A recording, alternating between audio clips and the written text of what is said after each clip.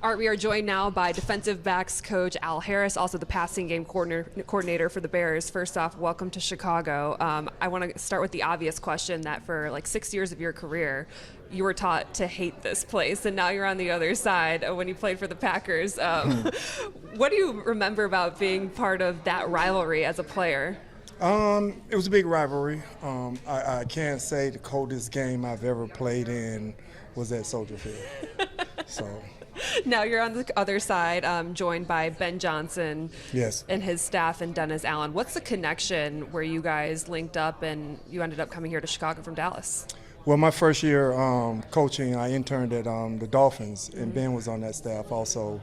And I guess, as time goes on, just connect the dots. So you got a young Ben Johnson, essentially, when you first crossed paths with him in Miami. What did you notice right away about his coaching style? Because when we talk to him now and people who have coached with him in the past, they say he's very intense. Do you notice that? Yes, when you're just talking to Ben at times, he'll get this look in his eye, and very intense.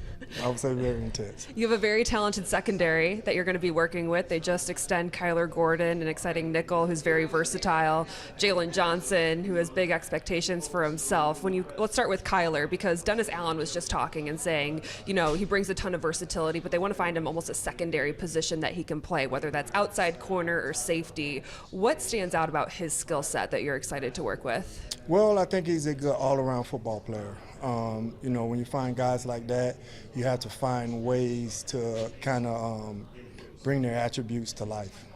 And when it comes to Jalen Johnson, obviously that lockdown corner that everyone gets excited to see, and he kind of hinted that this year he's hoping to shadow the number one wide receivers. What about him excites you and jumps off the page when you watch his film?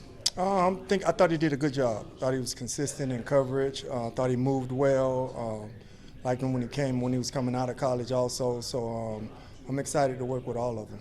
With Tyreek Stevenson specifically, everyone said when you got hired, you're gonna really take him under his wing. As a young corner, what are the most important lessons that you feel like you can teach him, having that playing experience, as you try to get the most out of him? Well, my thing is mindset. Just get him the right mindset, how to go about his day and being a pro. So that's kind of where we'll start off. But when he was coming out of college, man, I think he was one of my most interesting 30 visits that I had. It stuck with me in a good way. Okay, what about it? It was just genuine. We sat in there, we probably went over time, but it was just genuine conversation. We talked about ball, talked about life, and it just went from there. When you come onto a new staff and you get a new roster that you're going to work with, obviously everyone's a new face. How do you go about connecting with them initially? Is it before they get in the building? Are you calling them up like, hey, let's start to get to know each other? How do you start to build that trust, which can be so important for a coach and player? Well, I think that really has to be organic. You know what I mean? So you can't rush it, can't push it. Once the guys see that you care, and they see that you know what you're talking about, and then it comes naturally. Everyone that we've talked to from a player's standpoint says that there's a huge sense of urgency in the building right now to win now. How do you feel like that message resonates with the players on this team right now, as Ben Johnson had his first team meeting just last week and got to kind of stand in front of everyone and set the standard of what the expectations are?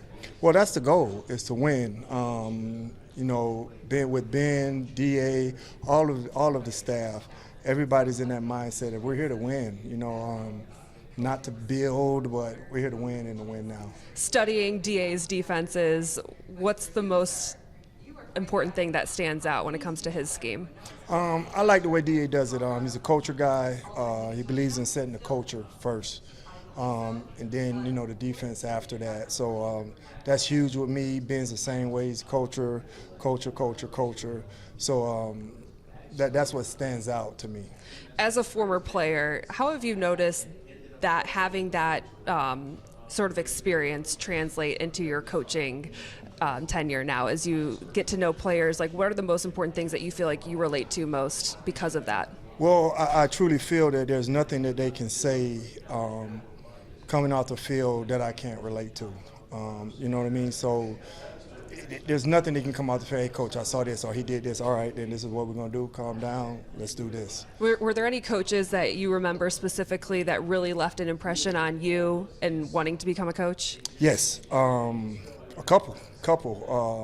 I would say Emmett Thomas, Lionel Washington, Andy Reid,